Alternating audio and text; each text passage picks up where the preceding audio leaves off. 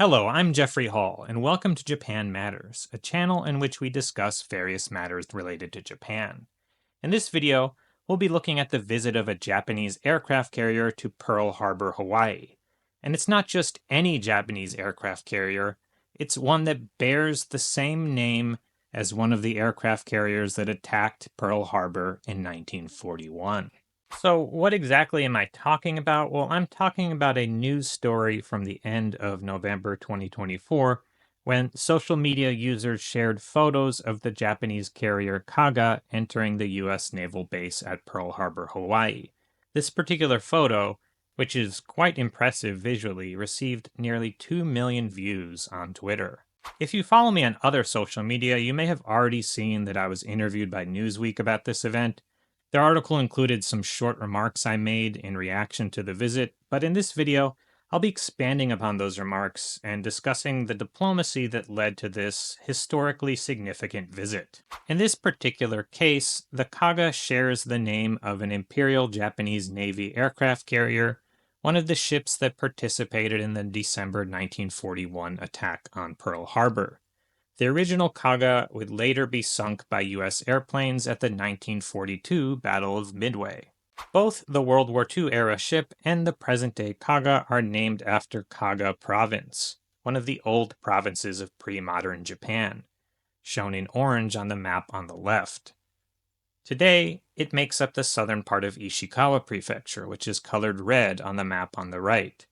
Many of the ships in the modern maritime self-defense forces share names of pre-1945 warships, which had specific naming conventions. Japanese battleships under this naming convention were named after old provinces, and the Kaga was supposed to be a battleship, but ended up getting converted into an aircraft carrier because of arms limitation treaties. This is a photo of the Kaga in 1928, when it very much had the look of something that was supposed to have been a battleship. It would later undergo further upgrades. Last year, I visited Ishikawa's Gokoku Jinja, a country protection shrine that is dedicated to honoring the spirits of local people who died in Japan's modern wars. This used to be one of the branch shrines of the Yasukuni Shrine located in Tokyo, and although the crew of the aircraft carrier Kaga was drawn from across Japan, the warship, as it looked at the time it attacked Pearl Harbor in 1941, features prominently on Emma prayer tablets sold at the shrine. I imagine that some people in present-day Ishikawa might also feel some affinity for the self-defense force ship that bears their old province name. The newer ship that visited California and Hawaii this year is the JS Kaga, launched in 2015 as a helicopter carrier for the Japan Maritime Self-Defense Force. It's in the process of being converted into a light carrier that can carry and launch non-helicopter aircraft, particularly the F-35B.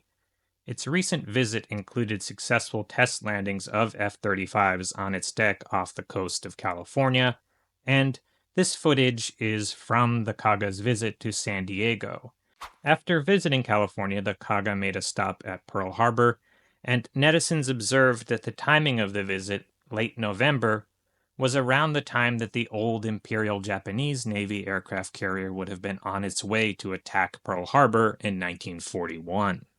The Kaga docked within sight of the Arizona Memorial. This photo, posted by Reddit user Arturus Flyer, shows the perspective from the USS Missouri, which is the ship upon which Japanese government representatives signed the surrender documents ending the Pacific War. It's now a museum. This is an amazing photograph showing two incredibly important symbols of World War II across from a new Japanese warship that shares the name of an Imperial Japanese Navy ship, whose aircraft attacked American ships that were docked right here in this same harbor. This is not the first time a Japanese maritime self-defense ship has docked at Pearl Harbor, but it is symbolically significant because it's an event that occurred after years of diplomacy aimed at increasing security ties and symbolically addressing historical wounds. The most significant of these diplomatic efforts were the visits by Prime Minister Abe and President Obama to Hiroshima in May 2016 and Pearl Harbor in December of the same year, where they laid wreaths and delivered speeches. Obama stressed the need to learn from the horrors of Hiroshima and move away from a world with nuclear weapons. Mere words cannot give voice to such suffering. But we have a shared responsibility to look directly into the eye of history and ask what we must do differently to curb such suffering again.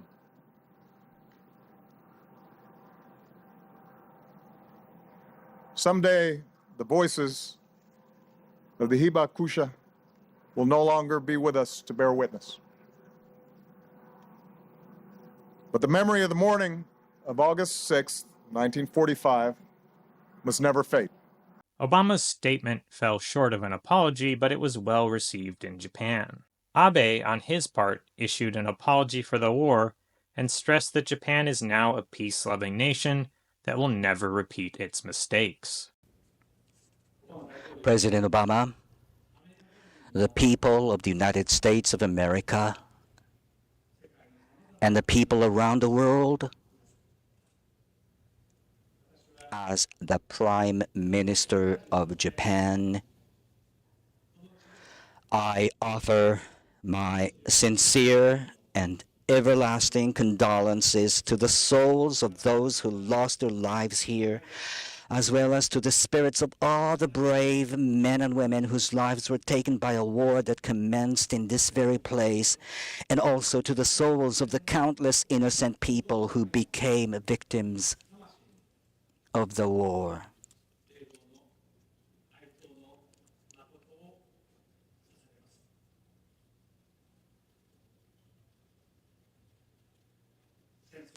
We must never repeat the horrors of war again. This is the solemn vow we, the people of Japan, have taken, and since the war, we have created a free and democratic country that values the rule of law and has resolutely upheld our vow never again to wage war. We, the people of Japan, will continue to uphold this unwavering principle while harboring quiet pride in the path we have walked as a peace-loving nation over these 70 years since the war ended. Prime Minister Abe's friendly statements towards the U.S. coincided with a period in which his government walked a line between affirming apology statements by previous Japanese leaders, while also not condemning historical revisionism inside Japan. Abe's public statements repeated some apologetic words, but his diplomats did things like trying to pressure an American textbook publisher into changing passages related to World War II, or asking cities to take down comfort women statues. So, friendly feelings between the US and Japan became friendlier, while relations with South Korea and China became worse. The Obama administration largely overlooked these aspects of Abe and focused more on practical security cooperation. After 2016, US-Japan relations entered a less predictable period in which Abe's symbolic gestures seemed to matter very little. Various sources, from the Washington Post to John Bolton's book, mention that President Trump continued to talk about the Japanese attack on Pearl Harbor, even mentioning it to Prime Minister Abe as a justification for Japan making trade concessions to the United States. Abe was largely able to maintain more or less stable relations with the United States through a mixture of practical focus on things Japan could offer America, as well as a heavy dose of personal flattery towards President Trump. On one of Trump's visits to Japan, he was taken to the new carrier Kaga as a guest of honor. And I just want to say that our First Lady and I are very honored to be here today on the JS Kaga. That's a great ship. They love this ship. You all love the ship, right? You feel good about it, don't you? I do too. I feel very safe on this. After 2021, US-Japan relations entered another phase of stability, including symbolic gestures such as Biden and the other G7 leaders laying wreaths at Hiroshima.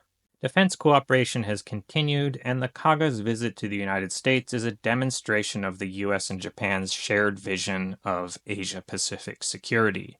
However, following the 2024 US presidential election, Japan is facing another 4 years of Trump and far less certainty about America honoring its security agreements and alliances. Alright, I've covered the main points, so I'll wrap up the video there. If you like this video and you want to see more content like this, please like and subscribe. In addition, please consider supporting this channel on Patreon. Your support will motivate and encourage me to put more time into this channel. Anyway, thanks for watching and have a great day.